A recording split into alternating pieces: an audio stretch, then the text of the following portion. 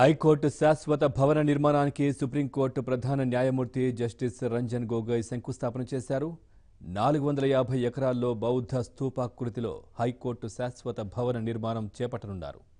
దాదాపు 819 కోట్లతో 12.2 లక్షల చదరపు అడుగుల విస్తీర్ణంలో నిర్మాణం జరగనుంది. Chandrababu, justice N V Ramana, justice Subhash Reddy, justice Lavu Nageswara Rao, AP, Telangana high court ప్రధాన న్యాయమూర్తులు భూమి పూజ కార్యక్రమానికి హాజరయ్యారు. ఆ తర్వాత హైకోర్టు తాత్కాలిక భవనాన్ని గొగోయ్ ప్రారంభించారు.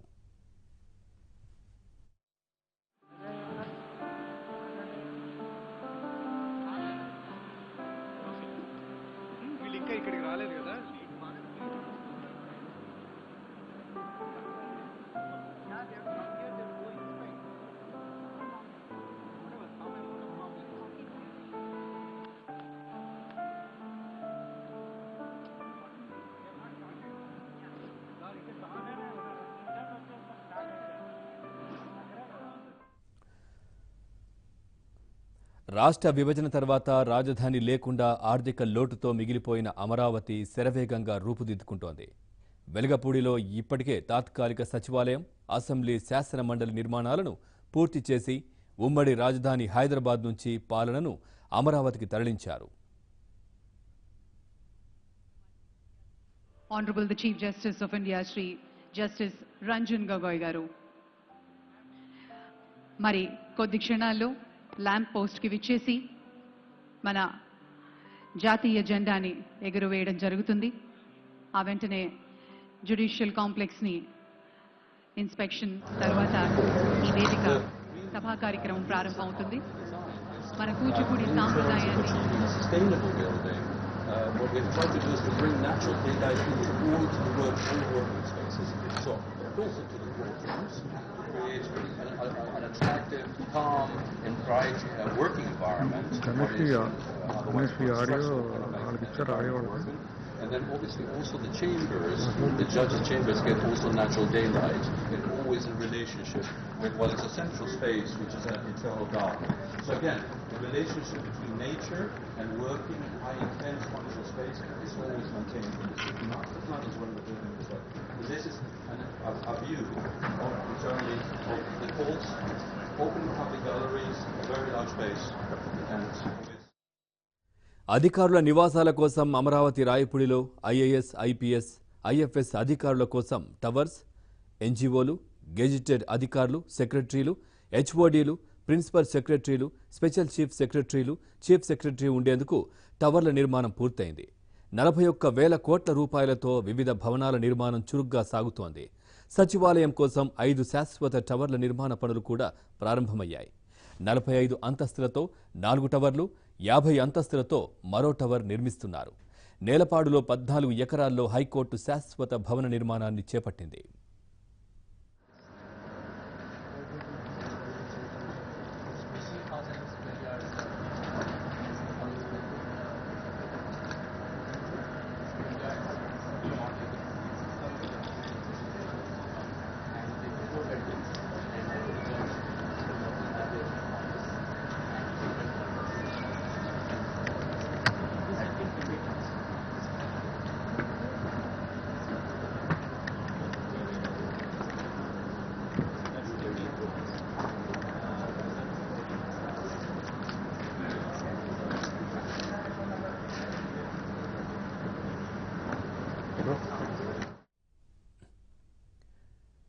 ₹170 కోట్ల రూపాయలతో G+2 హైకోర్టు భవన నిర్మాణాన్ని ఎల్ఎన్టీ చేపట్టింది.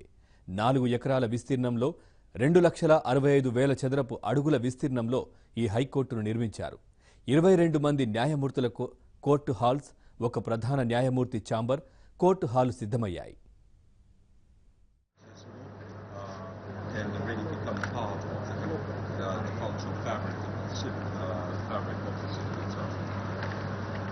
Finally, what is probably the most complex, large civic is the Secretariat, the HOD complex. ఇక గ్రౌండ్ ఫ్లోర్లో అడ్వకేట్ జనరల్ కార్యాలయం, 2,50,000 ఫైల్స్ ఉంచేందుకు store room, reception counter, filing కౌంటర్లు, మహిళా, పురుషుల న్యాయవాదుల హాల్స్ ఏర్పాటు చేశారు. all the services essentially at the base in podium pavilions, so all the kind of amenities like dining, as well as union halls, sports facilities, and general services are all located at ground level, all of pedestrian. Sir, it is an integrated complex, so all departments are there. So it will be easy for the public.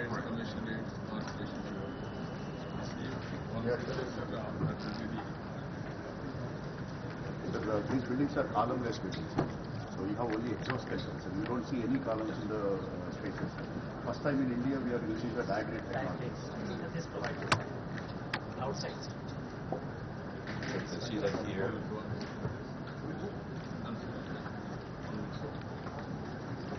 So this is kind of like a model basically of the kind of cladding system that you see here. Is just a tiny little section, and basically this structure here allows the internal space completely without columns, which makes it a very flexible.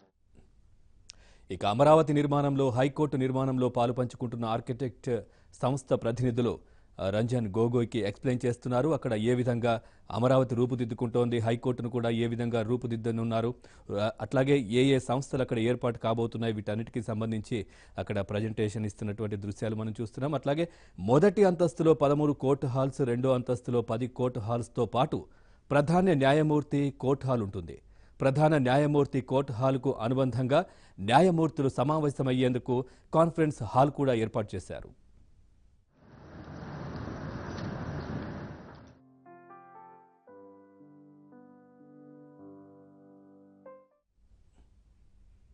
ఈ హైకోర్టులో ఎన్నో విశిష్టతలు చోటు చేసుకున్నాయి. మొత్తం 4 మార్గాలను ఏర్పాటు చేశారు. న్యాయమూర్తుల కోసం ఒకటి, న్యాయవాదుల కోసం మరొకటి, ఉద్యోగులు వచ్చేందుకు ఒక ప్రవేశ ద్వారం, కక్షిదారులు వచ్చేందుకు మరో ప్రవేశ ద్వారాన్ని ఏర్పాటు చేశారు. ఎక్కడా ఎవరు కూడా ఎదురుపడేందుకు వీలు లేకుండా ఈ హైకోర్టు నిర్మాణాన్ని పూర్తి చేశారు.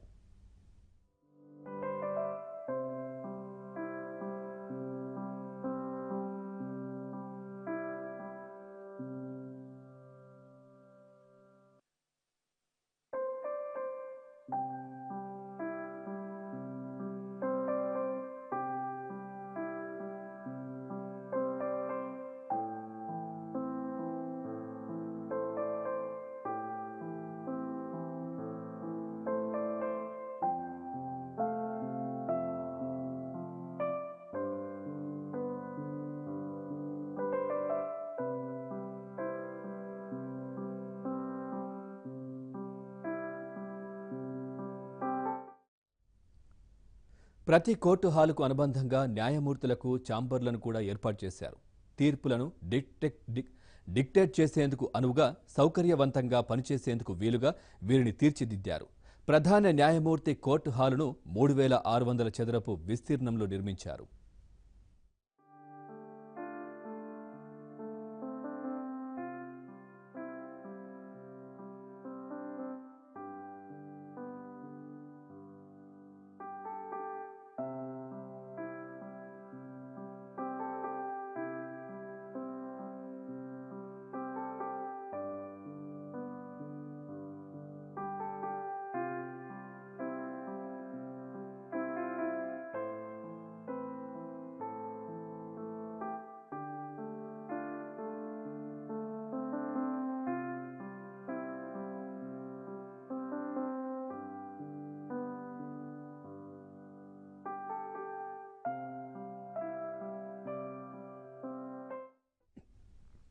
పద్నాలుగు 1400 చదరపు అడుగుల విస్తీర్ణంలో ప్రధాన న్యాయమూర్తి యాంటీ రూమ్ ఏర్పాటు చేశారు. అతిథులు కూర్చునేందుకు వీలుగా గదులను తీర్చిదిద్దారు. ప్రధాన న్యాయమూర్తి ఛాంబర్కు అనుగుణంగా న్యాయమూర్తులు సమావేశమయ్యేందుకు కాన్ఫరెన్స్ హాల్ ఏర్పాటు చేశారు. ఈ కోర్టు హాలును అత్యంత అధునాతనంగా తీర్చిదిద్దడంతో పాటు న్యాయమూర్తికి వెనుక భాగాన రాజముద్రను కూడా తీర్చిదిద్దారు.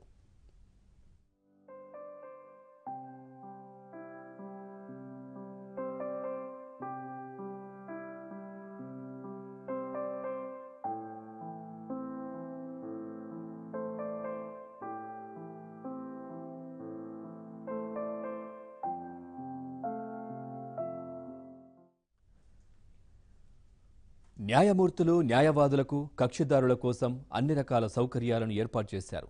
500 మంది కూర్చుని భోజనం చేసేందుకు వీలుగా రెస్టారెంట్ నిర్మిస్తున్నారు. విడిగా క్యాంటీన్ కూడా ఉంటుంది. న్యాయమూర్తులకు నాగార్జున యూనివర్సిటీ సమీపంలోని రెయిన్ ట్రీ పార్క్లో విల్లాలు, విజయవాడలోని ల్యాండ్ మార్క్ అపార్ట్మెంట్లు కేటాయించారు.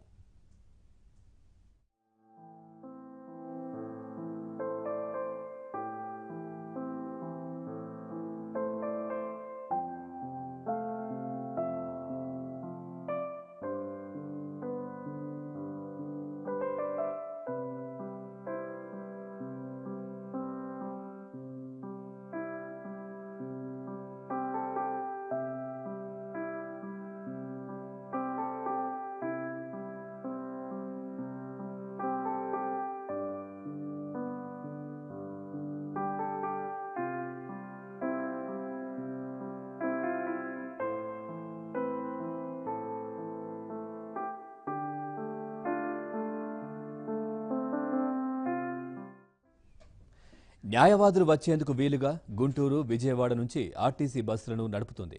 కక్షిదారుల కోసం కూడా నిరంతరం బస్సులు అందుబాటులో ఉంటాయి. 1500 వాహనాల పార్కింగ్కు కూడా ఏర్పాటు చేశారు.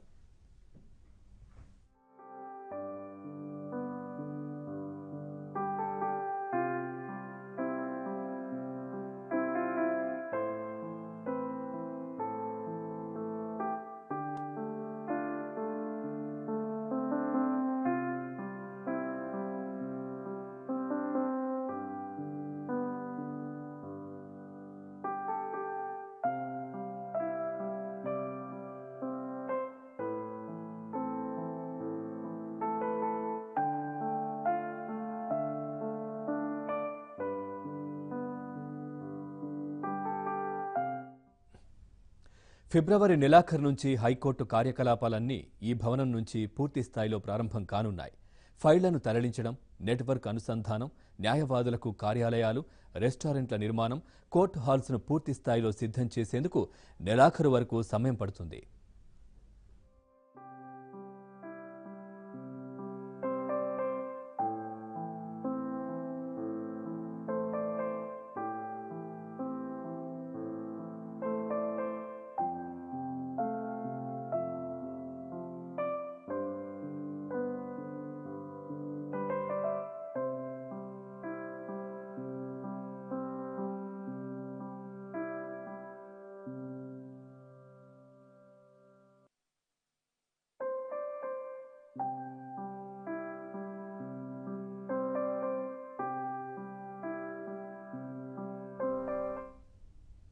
ఉద్యోగుల నివాసాలకు టవర్లు, సచివాలయ శాశ్వత టవర్లు నిర్మాణాలు ఇప్పటికే ప్రారంభం కాదా?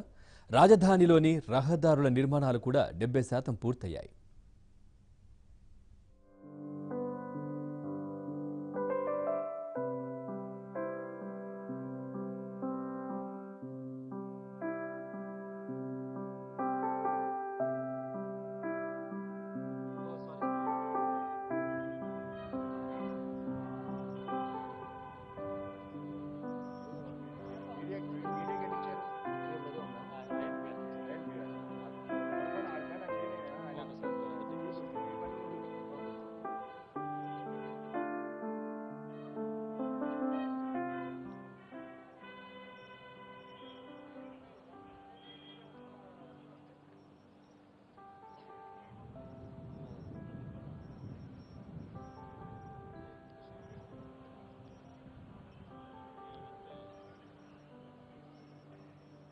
వస్తుందన్న జనరల్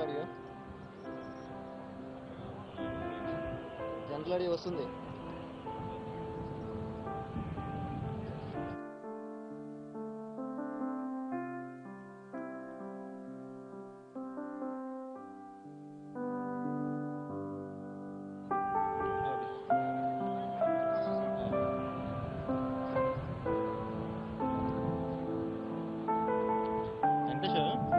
కొంచెం లూజ్గా పట్టుకో, కెమెరా టైట్ ఏం పట్టుకోమారు.